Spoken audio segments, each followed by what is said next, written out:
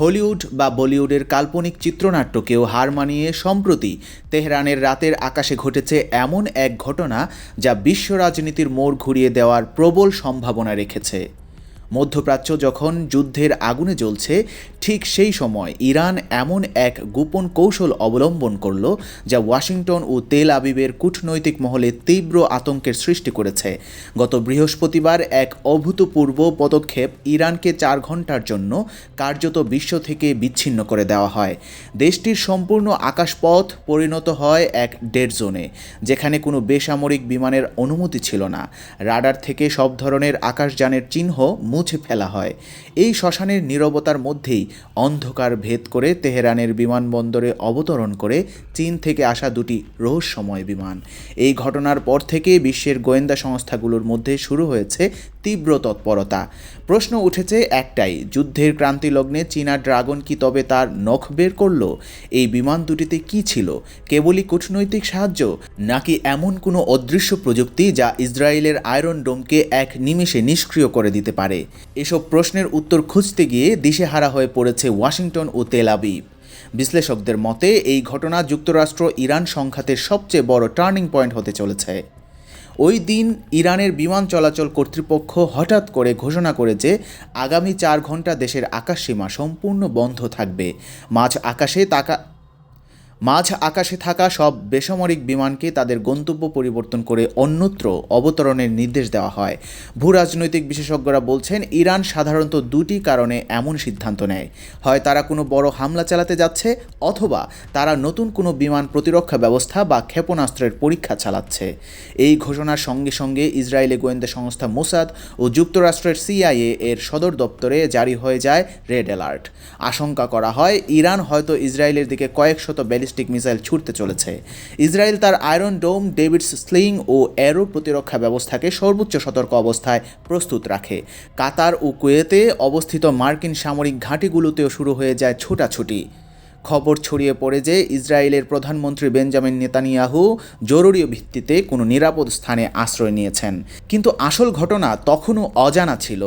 যখন রাডার থেকে বেসামরিক বিমানগুলোর চিহ্ন মুছে ফেলা হয়, তখন দেখা যায় দক্ষিণ চীন থেকে 2টি বিমান তেহরানের দিকে অগ্রসর হচ্ছে। এই বিমান দুটি ছিল ইরানের মাহান ইয়ারের।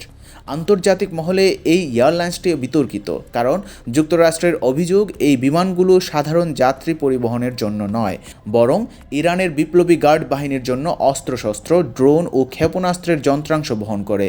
রাডার ট্র্যাকিং ডেটা অনুযায়ী একটি বিমান চীনের গুয়াংজু থেকে এবং অন্যটি শেনজেন থেকে উড়ে এসেছিল। শেনজেন শহরটির গুরুত্ব বোঝার জন্য জানতে হবে এটি চীনের সামরিক বিমান শিল্পের হৃৎপিণ্ড।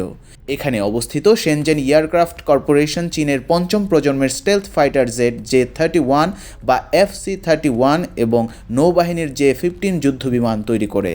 প্রতিরক্ষা বিশেষজ্ঞরা মনে করছেন, তেহরানের আকাশপথ বন্ধ করে শেনজেন থেকে বিমান পাঠানো কেবল যন্ত্রাংশ সরবরাহ নয়, এর পেছনে গভীর কৌশল রয়েছে।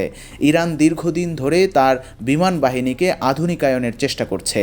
ইসরায়েলের F-35 যুদ্ধবিমান মোকাবেলায় ইরানের বর্তমান রাডার ব্যবস্থা যথেষ্ট কার্যকর নয়। চীন সম্প্রতি এমন কিছু কোয়ান্টাম রাডার প্রযুক্তি নিয়ে কাজ করছে যা যুক্তরাষ্ট্রের স্টেলথ প্রযুক্তিকেও চ্যালেঞ্জ জানাতে সক্ষম। ধারণা করা হচ্ছে ওই বিমান দুটিতে এমন উন্নত রাডার সিস্টেম ছিল যা ইরানের হাতে এলে মধ্যপ্রাচ্যের আকাশে ইসরায়েলের অদৃশ্য হয়ে ওঠার ক্ষমতা শেষ হয়ে যাবে। পেন্টাগনের আশঙ্কা, এটি কেবল একটি সরবরাহ মিশন নয়, বরং তেহরানকে বেইজিংয়ের নিরাপত্তা ছাতার নিচে আনার একটি সামরিক বার্তা। এর বাইরেও আরও কয়েকটি তত্ত্ব রয়েছে। অনেকে মনে করছেন চীনা বিমান দুটিতে রাশিয়ার S-400 ক্ষেপণাস্ত্র ব্যবস্থার অত্যন্ত গোপনীয় যন্ত্রাংশ ছিল। রাশিয়া ইরানকে এই সবচেয়ে শক্তিশালী বিমান প্রতিরক্ষা ব্যবস্থা দেওয়ার প্রতিশ্রুতি দিয়েছিল। সম্ভবত ওই 4 ঘন্টা আকাশপথ বন্ধ রেখে এই সিস্টেমটি পরীক্ষা করা হয়েছিল। আবার কয়েক মাস আগের একটি রিপোর্টে বলা হয়েছিল ইরান চীনের সঙ্গে যুদ্ধবিমান কেনার একটি বড় চুক্তি করেছে। ওই বিমানগুলোর জন্য প্রয়োজনীয় অত্যাধুনিক মিসাইল বা ফায়ার কন্ট্রোল সিস্টেমও এই বিমানে আনা হতে পারে। ইসরায়েলের সঙ্গে সর্বশেষ যুদ্ধে ইরানের সবচেয়ে বড় দুর্বলতা ছিল তার পুরনো S-300 ব্যবস্থা।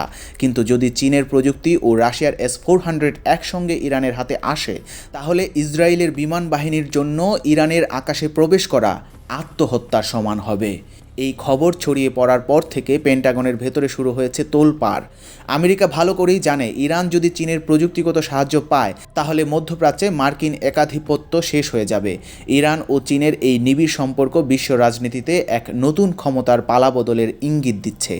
25 বছরের ইরান চীন কৌশলগত চুক্তি স্বাক্ষরিত হওয়ার পর থেকেই দৃশ্যপট বদলাতে শুরু করেছে। চীন আর পর্দার আড়ালে থেকে সমর্থন করছে না, প্রয়োজনে সরাসরি ইরানের পাশে দাঁড়াচ্ছে। এর পেছনে চীনের সুদূর প্রসারী অর্থনৈতিক ও সামরিক স্বার্থ রয়েছে। চীনের বেল্ট অ্যান্ড রোড ইনিশিয়েটিভ প্রকল্পের জন্য ইরান একটি অত্যন্ত গুরুত্বপূর্ণ ট্রানজিট পয়েন্ট।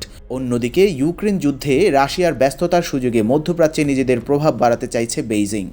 বর্তমান পরিস্থিতিতে ইসরায়েলের আতঙ্ক এতটাই বেড়েছে যে তারা ইরানের পরমাণু কেন্দ্র সরাসরি হামলার হুমকি দিচ্ছে। কিন্তু ইরান পিছু হটার পাত্র নয়। কেবল 4 ঘন্টা আকাশপথ বন্ধ করে তারা বিশ্বকে দেখিয়ে দিয়েছে যে তারা প্রস্তুত। তারা সিগন্যাল দিয়েছে তারা একা নয়, তাদের পেছনে বেইজিং ও মস্কো দাঁড়িয়ে আছে। বর্তমানে পারস্য উপসাগরে মার্কিন যুদ্ধজাহাজ ও বিমানবাহী রণতরী যুদ্ধের জন্য প্রস্তুত। যে কোনো মুহূর্তে একটি স্ফুলিঙ্গ পুরো মধ্যপ্রাচ্যে আগুন জ্বালিয়ে দিতে পারে। এই যুদ্ধ কেবল ইসরায়েল ও ইরানের মধ্যে সীমাবদ্ধ থাকবে না, এটি তৃতীয় বিশ্বযুদ্ধের রূপ নিতে পারে। চীন থেকে আসা ওই দুটি বিমান কি সত্যিই ইরানের জন্য রক্ষাকবচ হয়ে এসেছে, নাকি এটা বড় কোনো ঝড়ের পূর্বাভাস? সেই প্রশ্নই এখন ঘুরপাক খাচ্ছে বিশ্ব রাজনীতির করিডোরে।